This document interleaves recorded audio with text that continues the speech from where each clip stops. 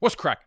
Big dogs. Welcome back to the channel. Welcome back to the headquarters. My name is Nicholas. This is BDGE. Big dogs. Gotta eat. And today we are getting into players where the fade has simply gone too far. Okay? You sat down in the barber's chair and he went from top of the head. He went past the sideburns, past the beard. He's giving you a fade into the fucking neck, into the nipple area, okay? These players, the fade has gone too far. There's been too much negative scrutiny around these guys to the point where they're becoming good values in fantasy football, okay? And I'm going to run through this video rather quickly because I have a very busy day.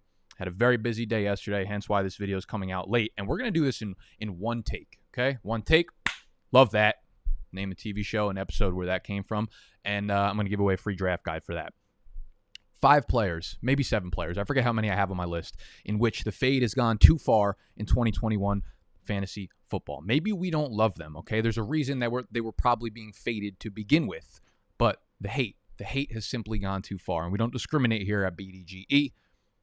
With that being said, we're going to tuck our shirts in.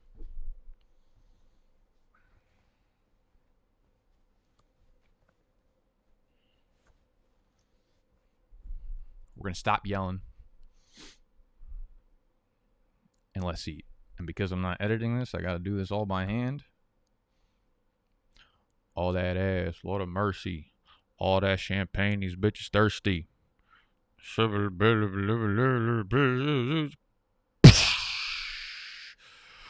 Let's go. All right. If you're new to the channel, by the way, it would be fantastic if you subscribed. We're trying to blow up to about 100 billion subscribers this summer. We are on pace to not even eclipse 0.0001% of that. But it'd be cool if you stuck around because we're doing fantasy football videos every single day. Hit the thumbs up button too if you enjoy the video at any point. All right, we're going to go position by position here. And there's pretty much one guy at each position. We might have double dipped into a couple different spots. The first guy on this list in which the fade has gone too far is Cam Newton, bro. Wham, bam, Superman Cam Newton. Hear me out. Hear me out. He's going off the board as a quarterback, 31. The 30 fucking first quarterback off the board in fantasy football right now. All right? No one deserves to go at the 31st spot. You need to be a bet. Jordan Love deserves to go at like the 41st spot, even as a starting quarterback for the Packers. But Cam Newton has the 31st quarterback right now. Yes, he was awful in the passing game last year, okay? I get that. He had literally nobody to throw the ball to.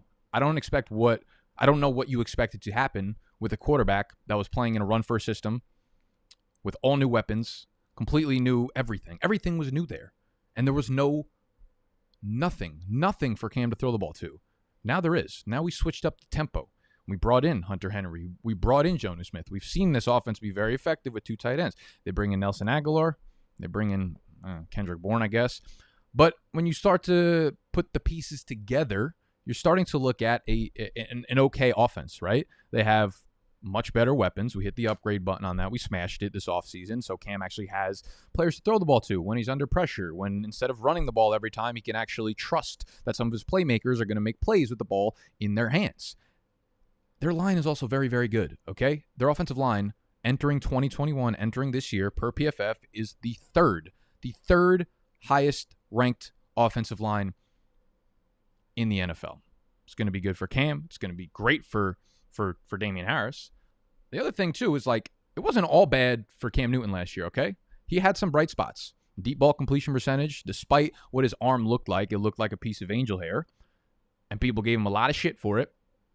4th highest deep ball completion percentage. Didn't do it often, but when he did, he really wasn't that bad. Pressured completion percentage, number 4 in the NFL, okay? So there are a few positives to take away from this. And when you look at Cam, I mean, it'll be his second year in the offense. He's still going to score a ton of rushing touchdowns this year. And I simply think he's not as bad as people are making him out to be in fantasy football. Like, he was a great late-round pick last year because he has that rushing upside. The man played in 15 games last year, and he had 23.6 or more fantasy points in 5 of them. Okay? That's a huge number. So a third of his games, including games of 25.7, 29.6, 35.6. Like, the upside is very real for Cam Newton here on a weekly basis. And the obvious elephant in the room here is Mac Jones, 15th pick overall. I don't think that they are going to throw Mac Jones right into this system. It's a difficult system to learn. He wasn't, the first, second, or third pick off the board. You don't have to shove him right into a starting role. I think Cam has a much stronger grip on this job than most people realize at this point. And I think Cam is under center for at least 10 weeks this season, okay? And you're drafting him at the quarterback 31, which means you get him as your quarterback 3. In Superflex, you get him as a late round pick in one quarterback leagues. Like in best ball leagues, you're literally getting him in the 17th or 18th round right now on Underdog, and I think that's ridiculous value considering the weekly upside that he gives you. Even last year with no weapons, again, he had games of over 23.6 fantasy points 5 separate times, all right? That is huge. That's getting into your lineup.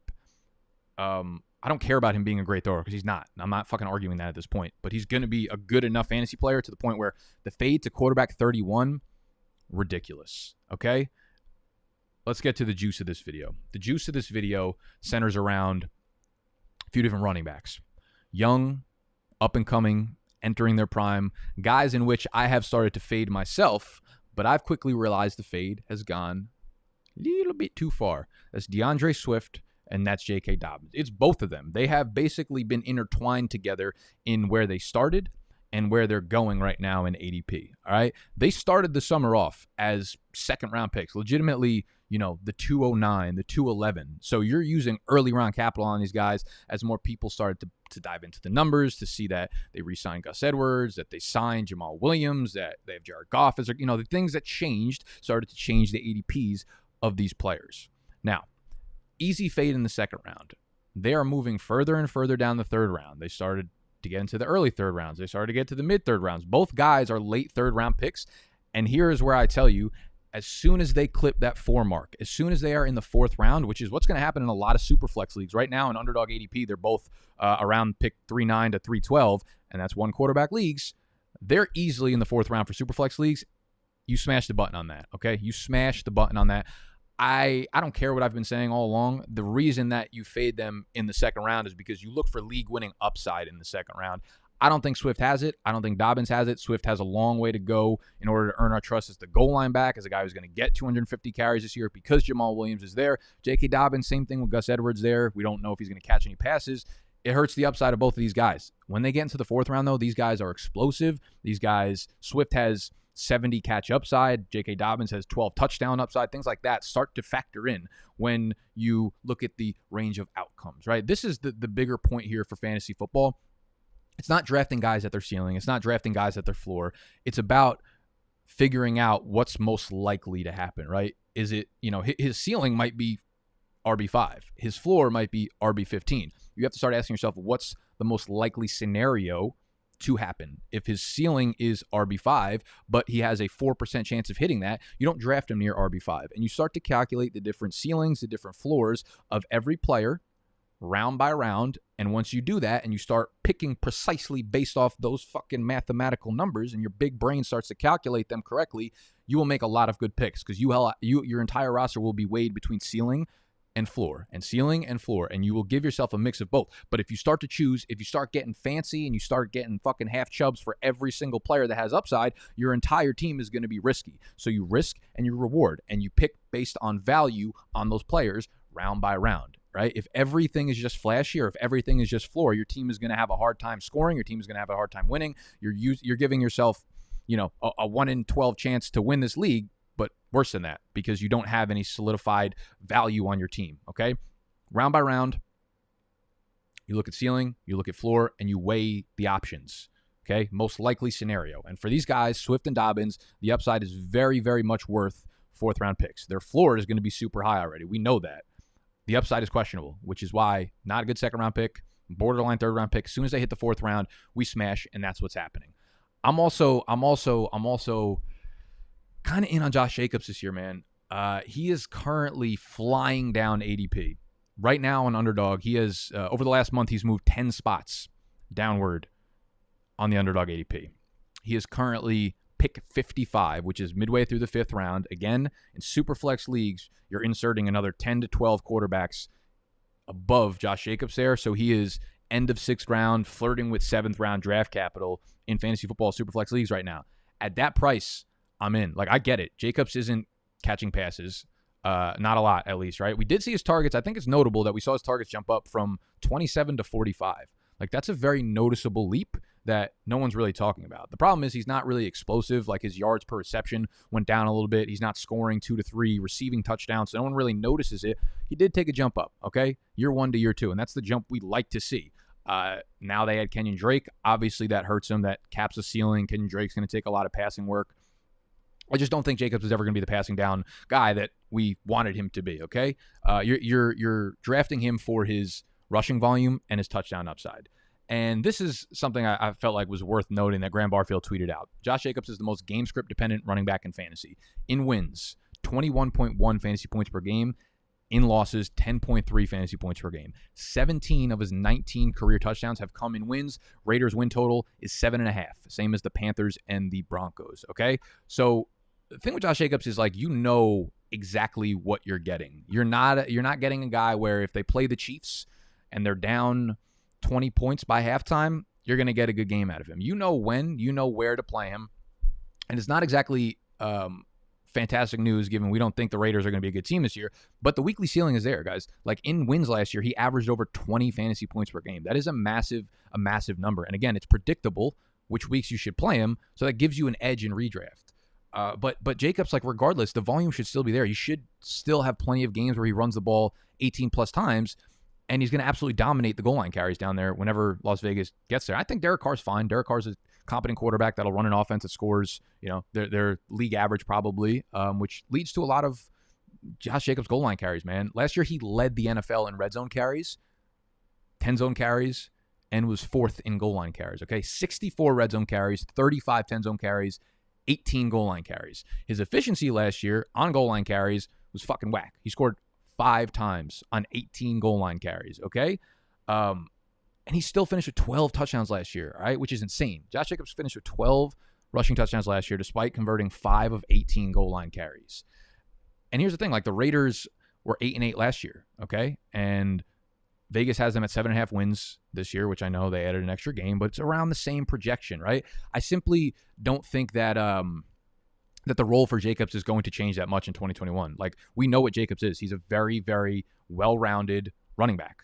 That's what he is. He's a running back that runs the ball. If you look over the last 2 years, pretty consistent in evaded tackles, breakaway runs, yards created, top 10, top 9 in all 3 categories in both years that he's been in the NFL. Again, he's just a guy with good burst, good wiggle, good vision, not going to give you breakaway runs, not going to catch that many passes, but a very good running back. And if he stays healthy, going to get a shitload of volume, man. He's going to get a lot of carries on the ground. It's like the same way that you were drafting James Conner and Todd Gurley and like all these guys in the 3rd and 4th round last year. You're getting Josh Jacobs, but like 4 years younger than what those guys were last year at a 3-round discount, okay? The obvious change here also that I know you guys are going to point out is the offensive line. They lost Rodney Hudson. They lost some pieces this year. They let go of a lot of players. But to be honest, they weren't good last year, okay? Jacobs ranked. Okay, and also last time I plugged this stat, a lot of you guys were confused. So on Player Profiler, they have this statistic that says run blocking efficiency. When you go onto a player's page, a running back's page, it says run blocking efficiency for that player. For Josh Jacobs, he ranked 72nd. A lot of you guys were like, there's only 32 teams in the league. How's your? Because it's 72nd amongst running backs in the NFL. There are more than 72 running backs in the NFL. Okay, motherfucker? So don't come at me when you don't know what you're talking about or what you're saying. So you go to Player Profiler, you type in Josh Jacobs, and you'll see run blocking efficiency was 72nd amongst all running backs, okay? Which means 71 running backs received better run blocking efficiency when those guys were on the field than Josh Jacobs last year. PFF had Las Vegas ranked 26th in run blocking efficiency, and they're 26th heading into 2021. So my point here is Josh Jacobs was fine for fantasy last year. You knew when to play him. You knew when not to play him. Took a jump up in the receiving game. Kenyon Drake is added to the mix, so it hurts a little bit. He's going to dominate early down carries. He's going to dominate goal line carries. He's been the same running back that we thought he was. Elusive, wiggle, broken tackle guy, breakaway run kind of guy. Not Hail Mary, but breakaway run type of guy. And this team is pretty much the same setup as they were last year. They did use a first-round pick on dude Leatherwood, which looked like a fucking terrible pick. But who knows, If you want to look at it objectively, some of us are wrong a lot. Leatherwood might be good. Who fucking knows? But yeah, I mean, listen, the team is projected to probably be around the same team that they were last year, and I think Josh Jacobs was fine. Thus, as a 6th, 7th-round pick, he will be fine. So will Jarvis Landry, man. He's like the wide receiver 46 or some shit. In Underdog ADP, he's like a 9th, 10th round pick. And the way I look at Jarvis Landry, and I just tweeted it out this morning. I'm going to pull that tweet up, actually. So give me about 13 seconds for you. Hey, there we go. There we go, my guy. That ain't it. Nope. Hey, while I'm fucking doing something that I should have been doing 10 minutes ago, can you just do me a huge favor? Just scroll down, hit the thumbs up button, and subscribe to the channel if you are new. We're doing videos like this every fucking day. Jarvis Landry, PPR points per game. Historically, all right, 2015, 16.8. 2016, 14.6. 2017, 16.5. 2018, 13.4. 2019, 14.8. Very consistently between 13.5 and 16.5 fantasy points per game, okay? Now you look at 2020, and in my opinion, the big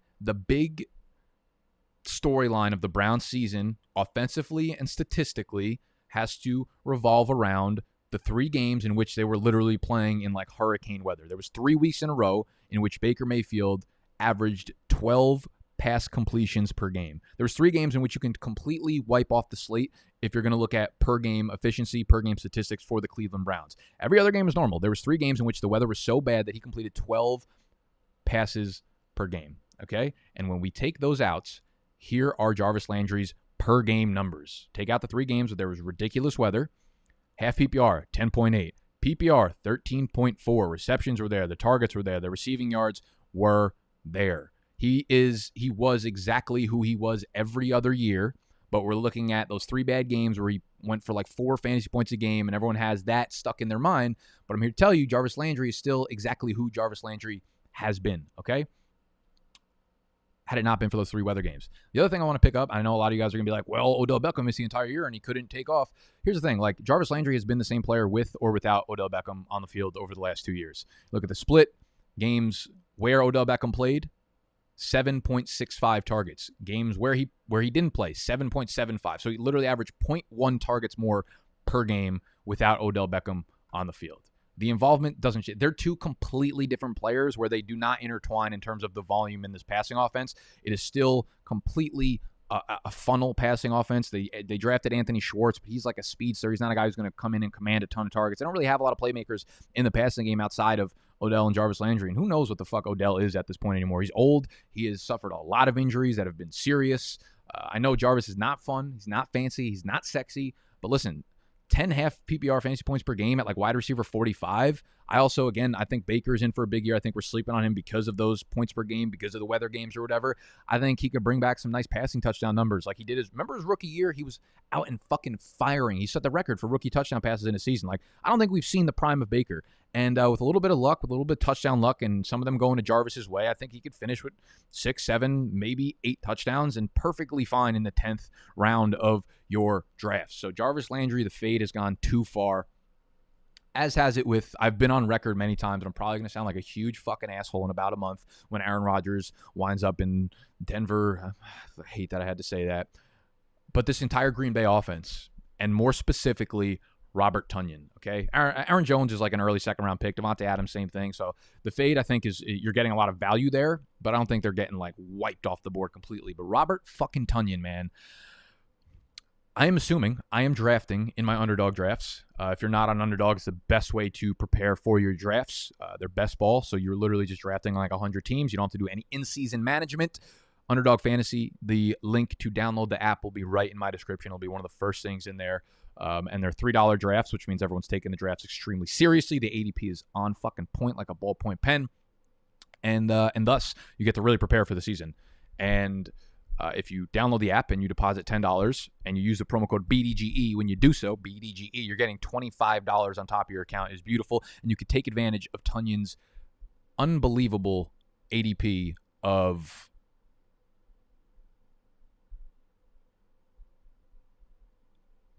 Hold. I had it up here. This is the one thing I fucked up. He was tight end 13. He's tight end 13 right now. Pick 135 on underdog.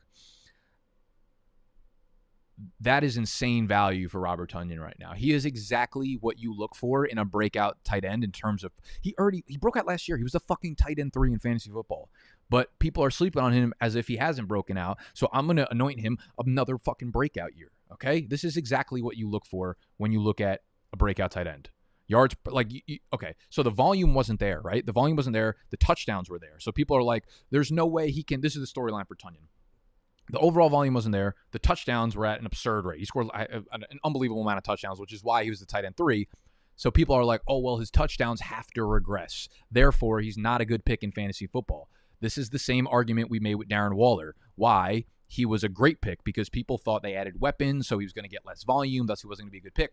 But what we knew about Waller was that he was wildly efficient on the volume that he did get, okay? So when you look at Robert Tonyan, he wasn't just scoring touchdowns. Yards per target, number 3 amongst tight end. Yards per route run, number 7. His catch rate and true catch rate, number 1. He had zero drops on the season. Target separation, number 1 amongst tight ends. Target premium, number 1. He was extremely efficient outside of just touchdowns, yards per target, yards per route run, amongst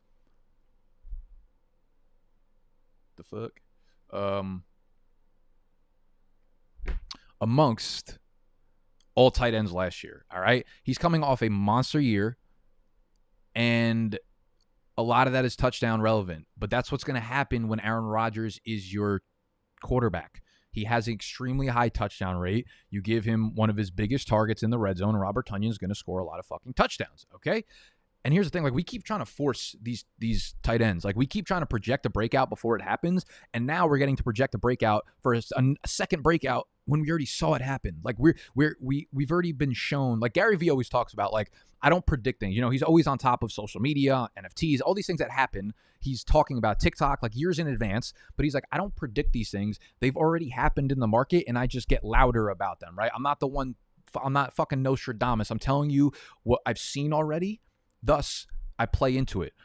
You know, with guys like Jay Sternberger, all the tight ends that we've seen in Green Bay, those are always projections. They come into the year without any production the year prior.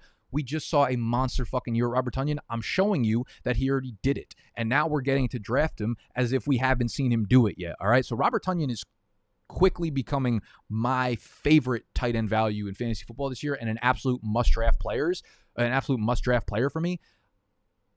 He's got the full-time role now, right? There's no committee there at tight end. There's no question about who's going to be playing. There's no question about who the third target in this offense is, right? It's Davante Adams, it's Aaron Jones, it is Robert Tonyan now. And this is going to lead to a lot more volume. And the Green Bay coaching staff is excited about Robert Tonyan. Matt LaFleur says he wants to feature Robert Tonyan in the offense more in 2021. Says Tonyan has improved more than anyone on the team since he became head coach in 2019. So you have volume, efficiency, a high-scoring offense, an elite, accurate quarterback, little target competition. Again, they didn't bring in anything besides Amari Rodgers. Like, they didn't bring a free agent wide receiver in. This could be a monster year for Tonyan. I'm telling you, as a tight end 13, you have to be drafting this dude fucking everywhere. Everywhere.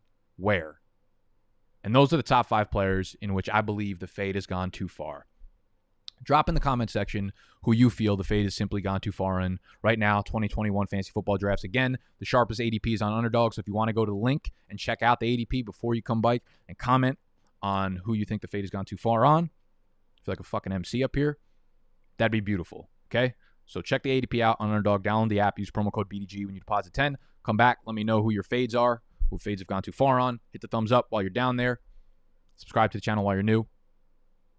I'm out. Love you. Bye.